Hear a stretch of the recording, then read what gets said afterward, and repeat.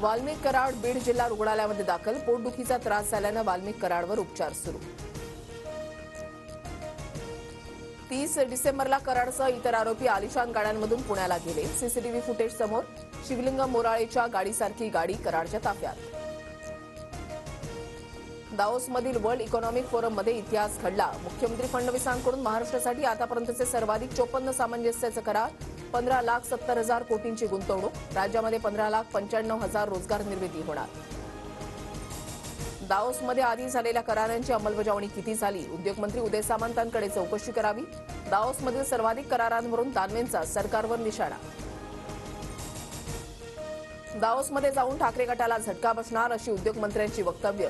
पण जेवढे आमदार खासदार घेऊन जायचे तेवढे घेऊन जा, उरलेले आमचा किल्ला राखू. किशोरी पेडणेकरांची सामंतांवर टीका. बिहारचे मुख्यमंत्री नितीश कुमारांचा भाजपला धक्का. मणिपूरमध्ये भाजपला दिलेला पाठिंबा काढला. पाठिंबा काढल्यानंतरही भाजपला मणिपूरमध्ये बहुमत.